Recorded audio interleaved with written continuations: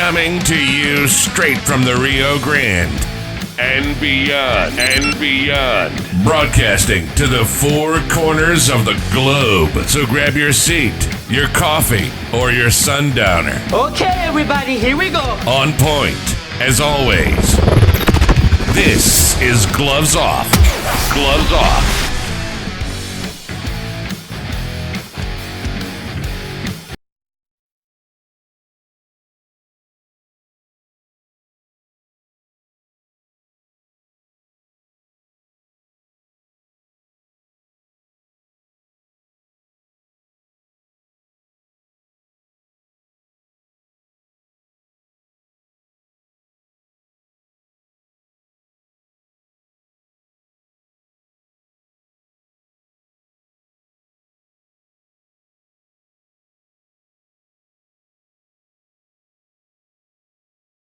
Back at you with Gloves Off. I'm Paul Buitron. I have a great guest, a martial artist who's been around for a long time from Hawaii, Professor Ike Crossman, and we're going to be touching base on his new book and his travels in martial arts.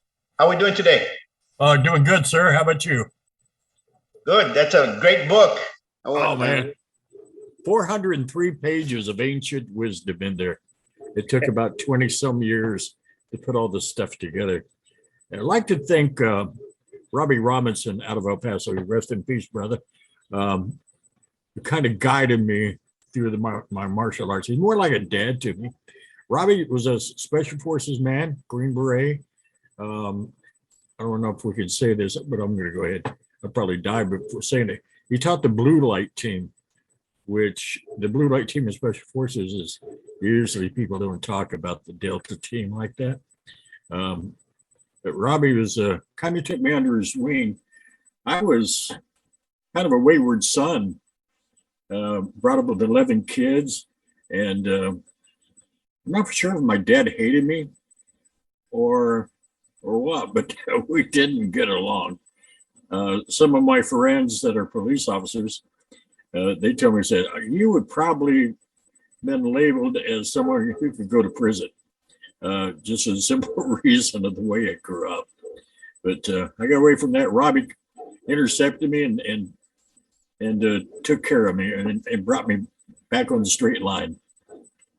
You know, that your story resonates with a lot of stories that are out there, and it's these martial artists such as yourself that kind of become an uncle, a mentor to a lot of youth that are kind of on that edge that they can go either way, and they kind of push them back, and they produce great martial artists and people that help the community in the long run, and it's grateful for that. I'm glad that occurred. Continue. Yeah. I've had a lot of those students come to me, and I was able to help them. Matter of fact, one of the reasons I wrote this book is to help other people. My wife hates it when I say that. I'm going to try to help people and learn the truth. We've been lied to a lot about some of the religions and stuff. When I grew up, I thought Buddhism was a religion. And when I got around Buddhism, it's not a religion, it's a way of life. And as the book said from Dr. Morris, that all truth is God's truth. Doesn't matter where it comes from. And trying to set the record straight with this book. And I think we did. We helped a lot of people through this book. Well, that's great. And let's touch base a little bit on your martial art career. You're from Hawaii, correct? Correct. Yes. I started with the Mackay brothers, which are family. And I always thought it was pure Hawaiian, but it was a lot of mixture with the Kali and some Filipino arts, some Japanese, of course, a lot of the Okinawan influence over there too. So a little mixed up there, but it wasn't straight Hawaiian. When it got to Robbie Robinson, who is the Robinson family owned Ni'ihau, which is an island in Hawaii, which no one can go to unless you're Hawaiian. And you got to have a certain amount of Hawaiian blood to get there. They've dropped that now, and anybody can go to Ni'ihau. But the Robinson family, who Robbie Robinson belonged to, bought the island for Hawaiians can practice the old ways, and that's where Robbie comes from. Robbie, Robbie's mom was Filipino, excuse me, and the Hawaiians didn't like that. She married a Hawaiian, and when the Hawaiian died, they kind of wanted her off the island. And I guess that's kind of the story I got from Robbie. But he wound up teaching a lot of military, doing a lot of military. 5 tours in Vietnam, 1-man, 3-man recon teams. Sometimes I worried about him was just his, if he was okay, because he saw a lot of stuff, and I worried about his PTSD stuff. But then after Robbie, I'm meeting Robbie, I did some other stuff, some Kijibo, which I think is a lot of Okinawan stuff mixed with Dragon Kung Fu. And I've never heard of that art either, but Kijibo is pretty much Shorin-ryu style. And long story short there, he was a preacher who almost, I don't know if he molested my 16-year-old student, but there was something wrong with this guy. He preached, but he wasn't preaching to himself, I guess. But he tried to take advantage of one of my 16-year-old students, and I got rid of him. I got like a 5th degree from him before I found that kind of stuff out about him. Then they start picking you up. People want you in their in your ohana, as giving you rank and all that kind of stuff. And I've turned so many of those down. Porter wanted to give me an 8th degree. He was a USJA guy. Sensei Porter is a 10th degree, and I turned it down.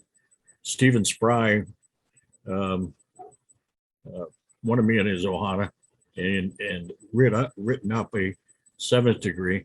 I did not deserve it, but due to the Hawaiian martial arts that I studied with Robbie Robinson and the Mackays, is how he put me on there. But I shouldn't even claim it because I didn't earn it. 3rd degree in USJA Jiu-Jitsu. And I earned that one, but it's been a long road. But Solomon Kaivelu is somebody I really, really like. He was just one awesome man, and it's a Kaivelu Lua, Ohana Lua. It's an interesting art what he taught, what Professor Solomon taught, and how he did it, and so on and so forth. He was a good friend of my Sifu, who was Keith C. And that's how I met him. They had done something in Fort Worth a long time ago, and we went to go meet him out there. Oh, cool guy, the guy. Cool guy. Yeah, he sure missed. And I'm seeing what happened to him. It's happened to a lot of guys who died, like even Kempo, IKA Kempo, people promoting themselves and that kind of stuff. But when Kahivelu died, we had a meeting, and he told everybody that was anybody that no one would take on the term of Alohe. That was we remember him by.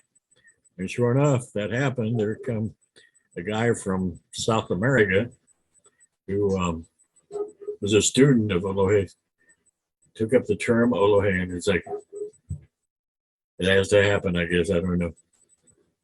It happens, it's like it happens in all the arts, in Savat's particular in that one, because there's a lot of formalities. It's a brigade system like most martial arts, but there's also apprenticeships that need to be done and such. And sometimes the federation over the years, they'll go to a country and they leave somebody there, and all of a sudden you have more professors in that country than in the history of Savat in France, And it's happened to Brazil. It's happening to Mexico. Mexico had one guy come out, and all of a sudden now everybody's this and that. What can you do? I've been doing this for many years, 30 years, and I only have 7 silver gloves, which is the highest level of. My son came up, and but everybody would tell me, the local guys here, to go, your son's 13, he's pretty good. Why don't you give him a silver glove? He has to be 18 years old. We Yeah. need three professors on the jury. He has to do it the right way. More so my son than anybody else. You know what I'm saying? Yes, exactly. So everybody's watching what you're gonna do, and it's crazy. It's crazy. Yeah, I was talking to a good Taekwondo instructor, and we had dinner together. He said, "How many black belts do you have?" And his black belts are all, the ones I met were pretty decent Taekwondo guys. He said, "Oh, somewhere around 200 or something like that." He asked me, I said, "Maybe 12." And I've been doing this for 65 years, And it, I And don't know. people don't understand that, and you see that. I was brought up, can you fight? That was the important thing. Are you capable of defending yourself? If you're not, then you should be wearing that rank. I Exactly. was talking to a colleague, and we're at a seminar, and this guy comes up and he goes, he was wearing an eighth, and nothing wrong with eighths or nothing. And he tells me, "Oh, the only thing I can't do is spar. I'm really afraid of being and take off the rank. You Yeah. know, you know what I'm saying? But if it suits you, fine, whatever. But if you're telling me you can't fight and you're afraid of sparring, then what's the problem?" So it's how can I put it, brother? It's every time you go on the mat, that doesn't in rank does not make you invincible. We both know that. Oh, yeah. Yeah. And it shouldn't, but it's only in that organization of fellowship with those people, and that's what the respect is of what the knowledge that you've earned. That's all it is. Yeah. And we shouldn't take it apart from that into the world. I like Steve Spry's thinking on the grandmasters and black belts and stuff. He said a person's name should represent the belt, not the belt represent the person. And so much truth in that. People have been around long enough, like yourself. People know who you are because you're real. And I think I've got the same thing. People know who I am, and I tried to fly underneath the covers. Where people didn't know me. And as you know, I spent 27 years in radio as a broadcaster. And I didn't want people to know that I was in martial arts because, they can meet me after work and try to beat the crap out of me. But if they didn't know, they treat me okay. But once they found out I was a black belt or something, they kind of like try you out.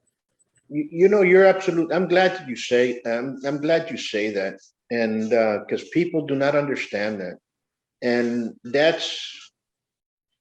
I hate to say it, but you go out to a football game or a Super Bowl game. They invite you to somebody's house.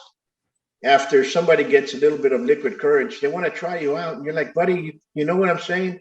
Yes. And you go somewhere else, and I don't care where it is, and they'll look at you up and down, and you can tell right away that guy's eyeing you out, trying to flex on you, and you're like, or they'll tell you, and I'm like, no, you don't want that. Oh, man. You don't want that ugly side of me to come out. Yeah.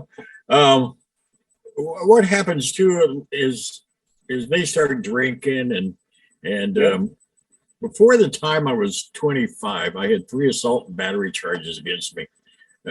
I didn't never start them, but if they, it was like one time at a bar playing pool, they didn't like the army fatigue jacket I was wearing and started, making names. I never started it, but I would encourage them, I said, well, you guys probably couldn't get the service because you're gay, call them faggots. And I didn't start it, but I just encouraged it. And I kind of found out that wasn't the way to go either. That's what happens. Once people know, it's like this, and I tell this to people.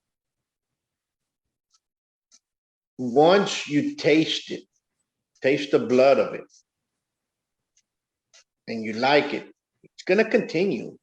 Whether you like to start the fight or not, but once you're in there, you're going to enhance their chances of them starting it.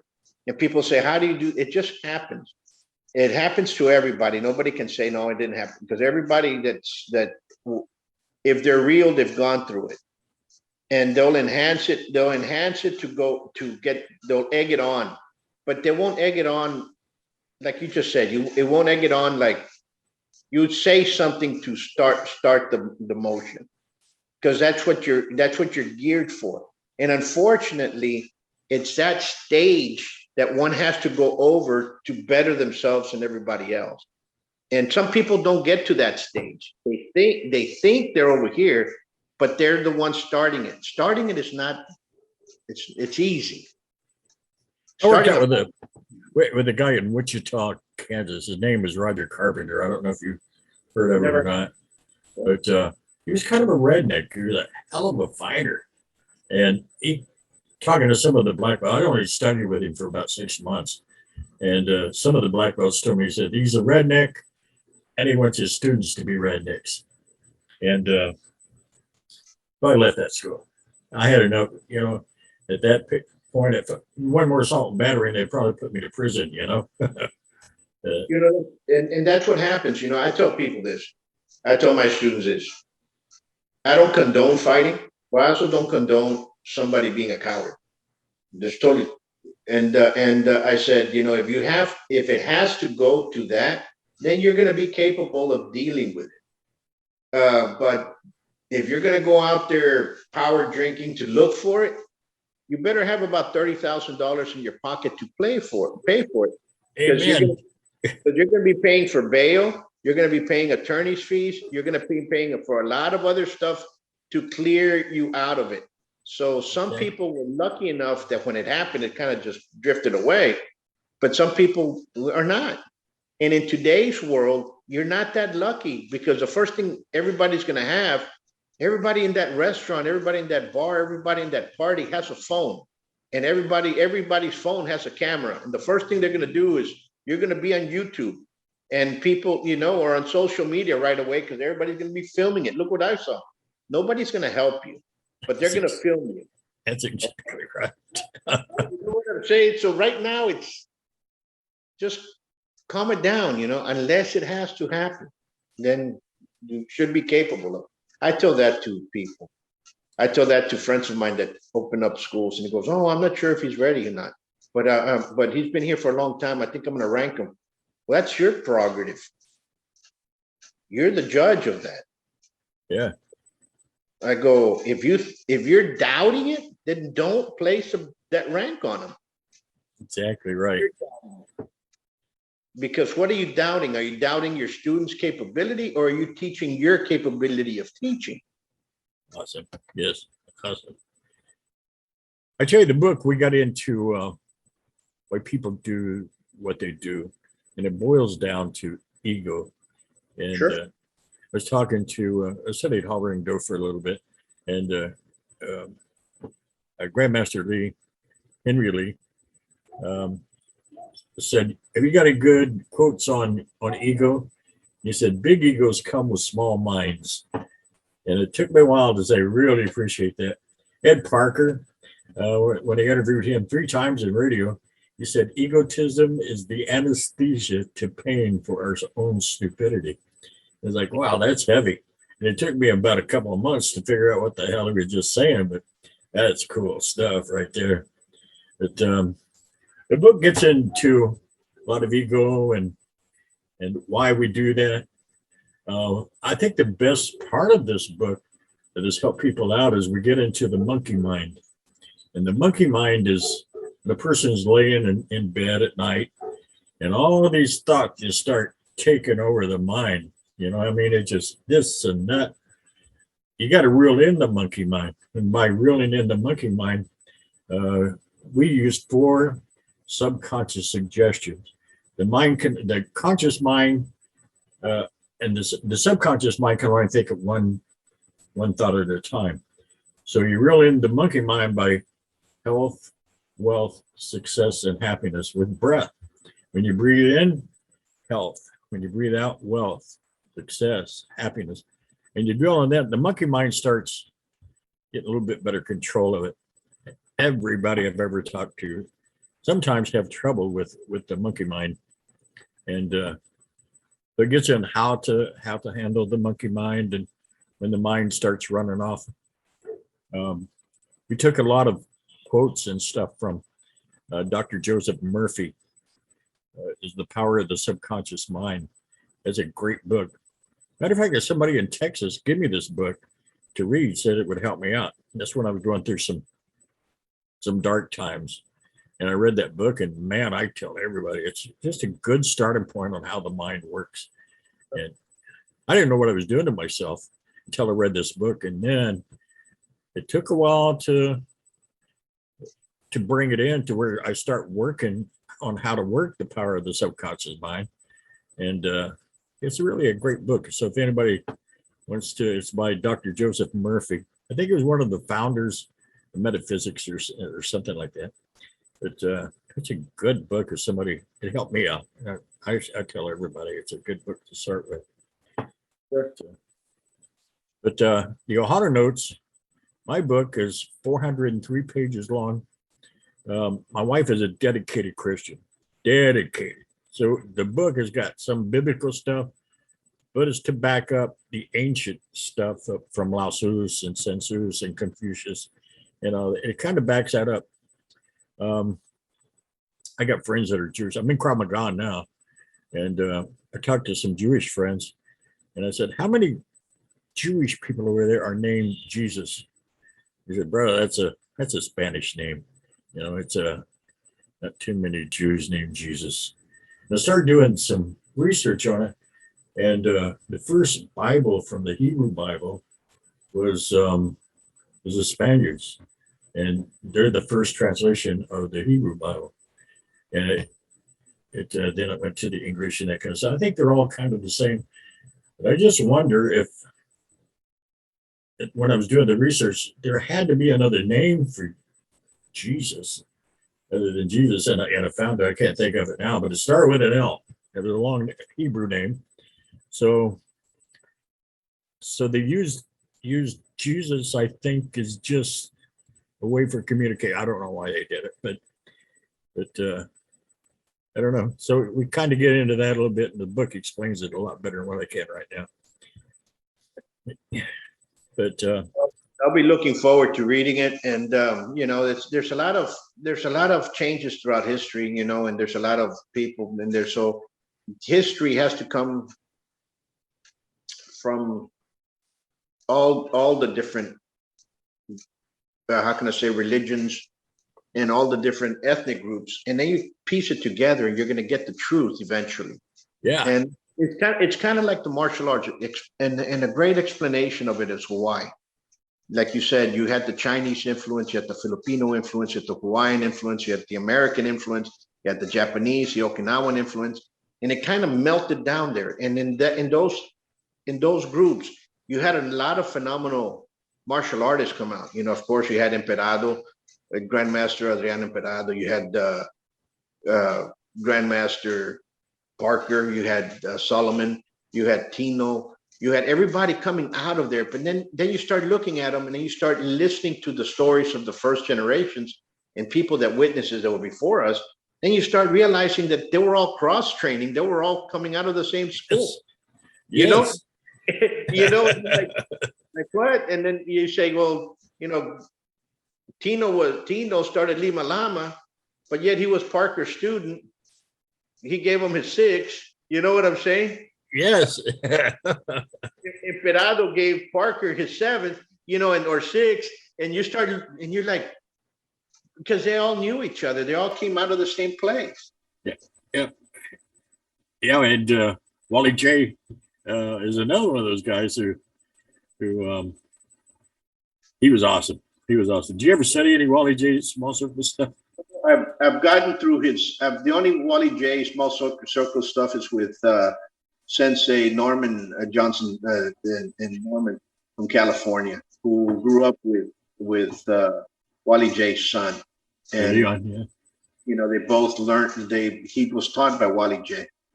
They were from Hawaii, and Norman and call him Uncle Norm, and he's shown us some good stuff. And I think all the martial arts does that. PT came out of there as well. and and uh, and his main thing was you have to cross train. Go look for it. You don't want to see it for the first time in the street. Go check it out. Yeah, exactly.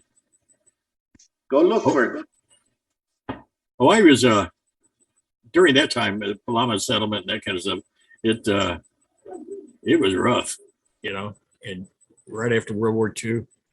A lot of people don't know this about Kajukenbo, but it was put together to beat up the American soldier. They didn't want to run around the neighborhood, and that was one of the reasons of Kajukenbo, is what I hear. I don't know for sure. Probably so. You had to do something like that. And how can I put it? The American. I'm gonna go back in here because Hawaii now is it was American then, but now it's part of America now as a state. The American tenacity for war is above most. Yes.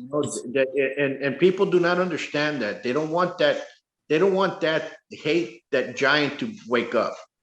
Okay, because even though it's like they say, it's not the dog of in the fight, it's the size of the fight in the dog. Yes. And the American tenacity, that American rough and tumble, it's built by all the different cultures put together into one melting pot.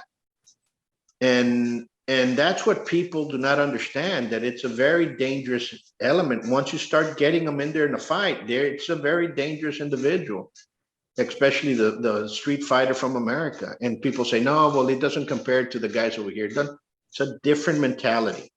Exactly. That's why Grandmaster Parker changed it to the American Kempo. It was a different mentality. Yep. There's some stories there. I'm sure you've heard it too about the. I interviewed Grandmaster Parker and 3 times on the air, and went to a couple of his seminars. Cool guy, just one of the coolest guys I've ever met. But there was a story going on around about him that he was one of William Chow's purple belts.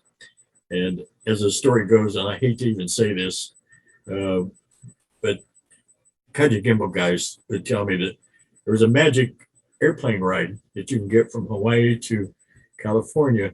And when you get high enough up there, you get promoted to black belt.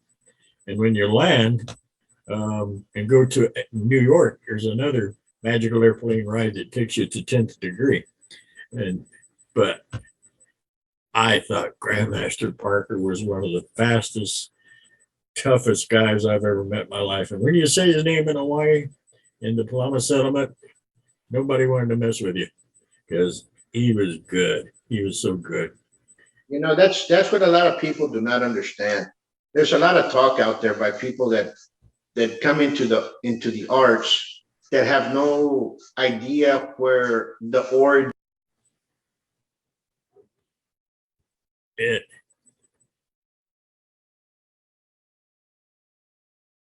Brother, lost your sound. I can't hear it now. So, for some reason it's. Can you hear me? Yeah, now I can. Yeah, and it went into mute, but you probably pressed something, but it's okay.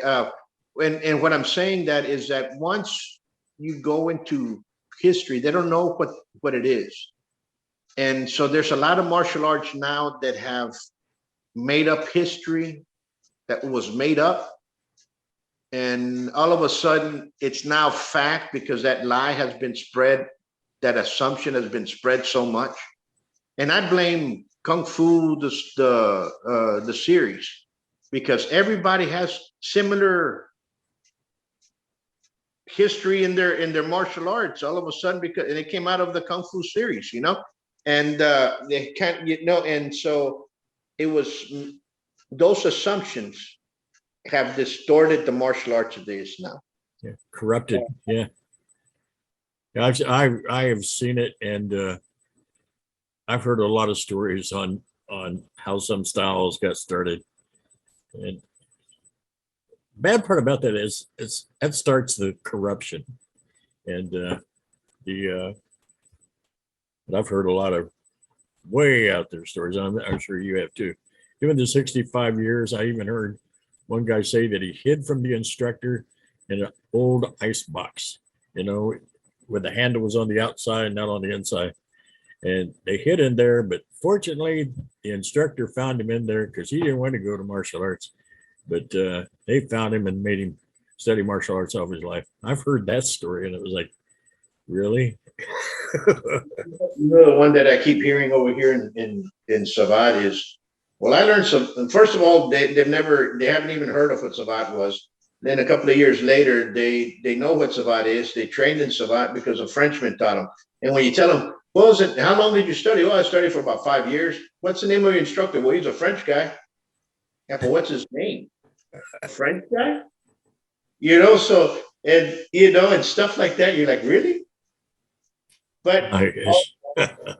it makes you laugh. It makes you crack up. But they're out there. I think but the problem is, Professor, is that people do not know the difference between the real and the unreal. And when they look up at Chop and Block School in the corner, they have no idea what kind of school they're going into. And by the time it's too late, that person's in there 4 or 5 years. He's indoctrinated into something else, and the ego build up. And because a lot of these arts, their egos build up dramatically, and they go out there and they couldn't fight the way out of a wet paper bag. And yet they're led to believe that they are. And that to me is the most dangerous thing. You have to be an unscrupulous individual to teach that. Exactly. I got to tell you, reminded me of a story that we had here I'm in Joplin, Missouri, outside of Joplin, Missouri, and went to a tournament for a friend. I've never done tournaments in my life, not one time, but I've judged them, they can. And anyway, was at this tournament with a bunch of my guys, 5 or 6 of us, a bunch of us. But anyway, was getting ready to walk into the building. It was at a college gymnasium. And one of my guys come back and he said, "Is that one of your guys over there?" We use the name Ikaika, which means strong and powerful. It's a martial, kind of strong and powerful. Anyway, he said, "There's a guy with a gi on that has Ikaika martial arts on the back of his gi." Really? So, walked around, I talked to him and I said, "You're not one of us. Why are you wearing Ikaika?" "Oh, I started the school. Didn't know that we even existed." It was like, okay, my guys aren't so nice with this kind of stuff. So I said, "Where are you from?" And he said, "I'm from Hilo." And I said, "Oh, awesome. Mahalo."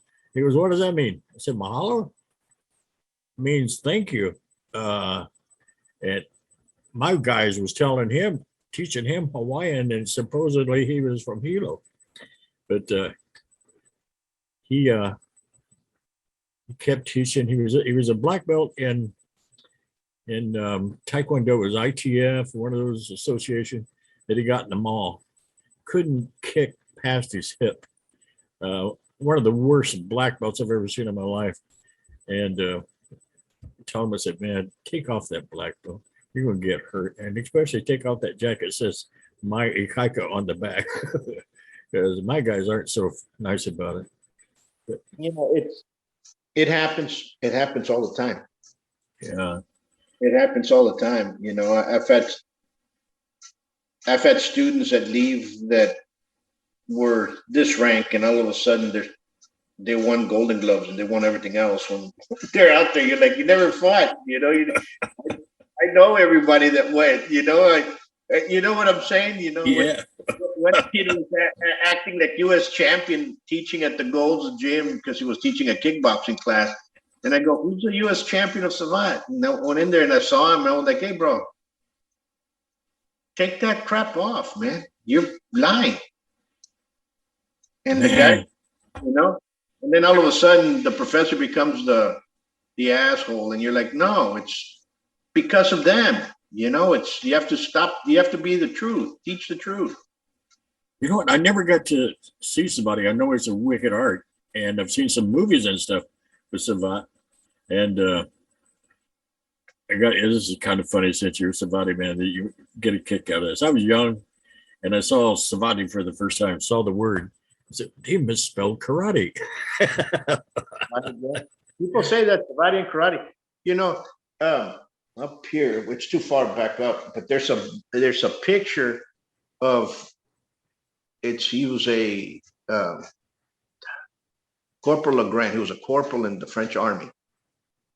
And he used to be sent to teach boxe française, which is French boxing, which is the other version, part of Savate.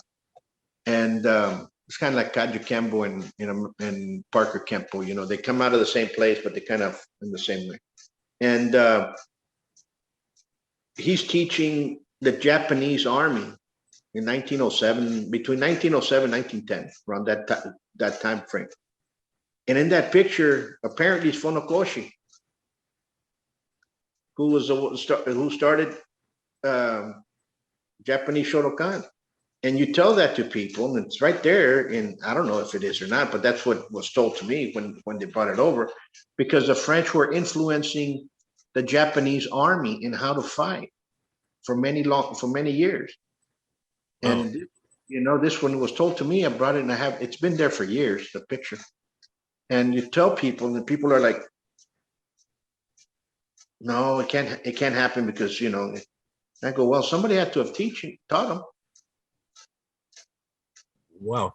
Not everything comes from there. Remember the movie The Last Samurai with Tom Cruise? Yes. Well, that story is quasi truth, but it was not an American soldier. It was a French soldier that did that. Oh, wow. Very, very well documented. The whole story is very well documented, but it's not the American army that's there doing that. It's actually the French army doing that. Well, that's awesome, man. I didn't know that. That. The French were there teaching them for a very long time. Well, brother, I own a little horse farm here, and my wife has got me doing stuff that she wants me to do right now instead of having the fun. Let's talk about your book. Where can people get your book? Right now, Amazon.com, and if you Google Ike Crossman in Amazon, it should bring it right up. On my Facebook, I got several places. We're changing it. We just knocked the price down from $29.99 to $19.99, and I am going to start carrying some of the delivery and stuff here. The problem with that, the prices of transportation have just gotten crazy. And so, yeah, Amazon.com and if I start distributing it here, I'm trying to make it cheaper. Maybe if I buy a Prius and take it, one book at a time, that probably is the best thing to do either. But to stop the delivery charges and that kind of thing. But I hope the reason we wrote it is I hope we can help people. And if it helps one person, then it's well worth it. I never got into this for thinking that I wanted to be rich or anything. Although I would like to be rich, but I don't think that's going to happen. That's not the purpose. Purpose is to help. We have sent these Ohana Notes. I can tell you a little bit about the history. It started in 2001. I was writing these notes to myself to make myself a better person. And the name of it was Notes to Self. And it was just notes that I would put in my cell phone. And some of the other guys that I was teaching, they said, they were talking about other stuff that I wasn't interested in at all. And they said, "What are you doing?" I said, "Well, I'm reading notes to myself to make myself a better person." And they say, "Well, can I read them?" So I give them the phone. I said, "Man, send me some of this stuff. This is like egotism is the anesthesia to pain for stupidity and that kind of stuff." And so I started sending them off to my guys, my Ohana. And then it started spreading. We wound up with about 25 medical doctors, taking it, tons of nurses who they weren't helping me, but they liked it because they needed a fresh morning of positivity. And We sent them off in the morning about 8:30, and the doctors loved it, and the nurses and that kind of stuff. And it just kind of spread up to about 178 people every morning from about 2005. It started in 2001. We started spreading it about 2005, and my people started giving it to other people, and it just spread. It's in the Philippines. I just got a message from in Cebu City, from in the Philippines, the UK. Richard Gordon, I don't know if you're familiar with him, the Kali guy. It's getting big over there. So hopefully it will do good, and other people will learn the truths about some of the stuff that we've been bullshitted about with the religions and stuff. So it's growing, and who knows? It might be a Confucius thing. Confucius wasn't really respected until about 100 years after his death. So Baptists might hang me up here, because we're talking about Buddhism in this book, and who knows how the Baptists think. But my wife's a Baptist is the reason I could say that. And her preacher's like, man, you need to just stick with just the Bible, none of that other stuff. That'll send you to hell. And so we're trying to educate people too on this. But man, I appreciate you having me on. I want to thank you for being on. Number one, I want to thank you for writing what you wrote, because it takes dedication and helping others from it for the time that you've been doing it. I want to thank you for that. I appreciate it. Thank you for coming on and spreading this. And if this can touch out there, folks, get the book. I think it's going to help you. I'm going to get one. And but what we need to do is understand that martial arts enhances people. That's what it's about. And a lot of us teach martial arts for one reason, that is the love of our community. Thank you. I got to tell you too that my doctor thought it was cool that when I'm putting this together since 2001, from the time that I was doing the noses, I'd make myself wake up about 3:30, 3 o'clock in the morning, and work on this for about 25 years or more, since 2001. Been a lot of research put in this book, 403 pages long. One of my friends graduated from Texas A&M. He said, I thought it was a college book, but that's thick. That's a big old thick book. But they'll get their money's worth out in $19.99. I wanted to sell it for $129.99, but again, that I might have sold one that way. Mahalo, ahui hokaku aloha, which means thank you and the best of luck to you and me until we meet again, my friend. You will. You be safe. And to everybody out there, we'll leave you with this. You all stay safe, be safe, and God bless you all. Until next time. Mahalo, my brother.